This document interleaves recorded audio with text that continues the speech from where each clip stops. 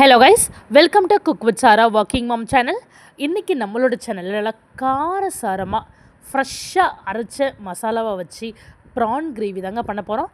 எப்படி பண்ணுறதுன்னு பார்க்குறதுக்கு முன்னாடி மறக்காமல் என்னோடய சேனலை சப்ஸ்கிரைப் பண்ணிவிட்டு ஃபாலோ பண்ணிக்கோங்க. ஃபர்ஸ்ட் ப்ரான் கிரேவி பண்ணுறதுக்கு மசாலா ரெடி பண்ணிக்கலாம்.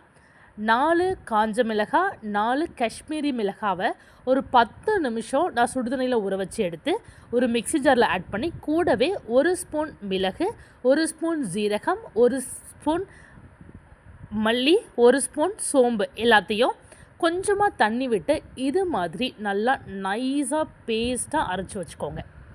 இப்போது ஒரு கடாயில் தேவையான அளவுக்கு எண்ணெயை ஆட் பண்ணி 1 ஸ்பூன் கடுகு, 1 ஸ்பூன் ஜீரகம் ஆட் பண்ணிவிட்டு, கடுகும் ஜீரகமும் நல்லா பொரிஞ்சு வந்த பிறகு 2 மீடியம் சைஸ் வெங்காயம் நல்லா ஸ்லைஸாக கட் பண்ணி எடுத்திருக்கேன் குட்டி குட்டியாக. ஸோ அதை நீங்கள் ஆட் பண்ணிவிட்டு வெங்காயம் நல்லா வதங்கி வர வரைக்கும் நல்லா வதக்கி எடுத்துக்கோங்க. கூடவே ஒரு கொஞ்சமாக 4 இலை கருவேப்பிலை ஆட் பண்ணி நல்லா வதக்கி எடுத்துக்கோங்க. வெங்காயம் நல்லா வதங்கின பிறகு 2 ஸ்பூன் இஞ்சி பூண்டு விழுது ஆட் பண்ணி மறுபடியும் நல்லா மிக்ஸ் பண்ணி விட்டுக்கோங்க. அந்த இஞ்சி பூண்டு பேஸ்ட்டோட வாசம் போகிற வரைக்கும் வதக்கி எடுத்துக்கோங்க. பிறகு 4 மீடியம் சைஸ் தக்காளியை நான் மிக்சியில் போட்டு நல்லா அரைச்சி வச்சுக்கிட்டேன். ஸோ அந்த தக்காளி பேஸ்ட் ஆட் பண்ணி மறுபடியும் ஒரு 5 மினிட்ஸ்க்கு நீங்கள் நல்லா குக் பண்ணிக்கோங்க.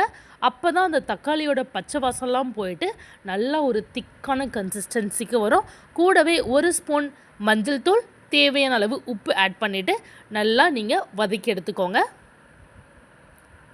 உப்பு ஆட் பண்ணிங்க அப்படின்னா உங்கள் வெங்காயம் தக்காளி நல்லாவே வதங்கி வரும். வெங்காயம் தக்காளி நல்லா வதங்கின பிறகு நம்ம இப்போ அரைச்சி வச்சுருந்த அந்த மிளகாவோட விழுதை ஆட் பண்ணி மறுபடியும் ஒரு 2 to 3 மினிட்ஸ்க்கு அந்த ஆயிலே நல்லா வதக்கி எடுத்துக்கோங்க. அப்போ தான் அந்த மசாலாவோட கன்சிஸ்டன்சி ரொம்பவே சூப்பராக இருக்கும். நீங்கள் இதை சாதம், இட்லி, தோசை, சப்பாத்தி எது கூட வேணால் வச்சு சாப்பிட்லாம். டேஸ்ட் அல்டிமேட்டாக இருக்கும். ஸோ இது மாதிரி நல்லா மிக்ஸ் பண்ணி விட்டுட்டு ஒரு 2 to 3 மினிட்ஸ்க்கு நல்லா வதங்கி விட்டுருங்க.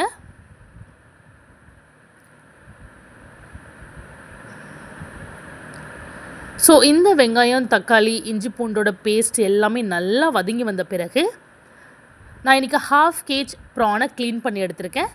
அந்த ப்ரானை ஆட் பண்ணிவிட்டு கூடவே 1 ஸ்பூன் கரம் மசாலா ஆட் பண்ணிவிட்டு மறுபடியும் நல்லா மிக்ஸ் பண்ணி விட்டுக்கோங்க.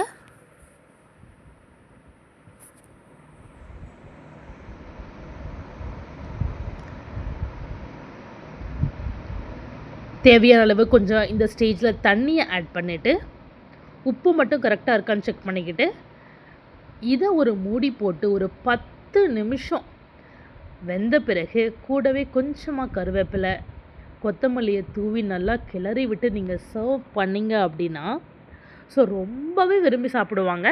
பாருங்கள் எவ்வளோ சூப்பராக வந்திருக்கு.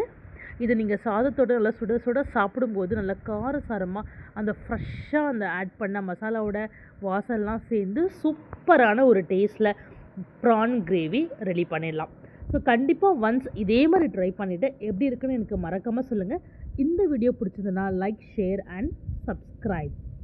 தேங்க்யூ.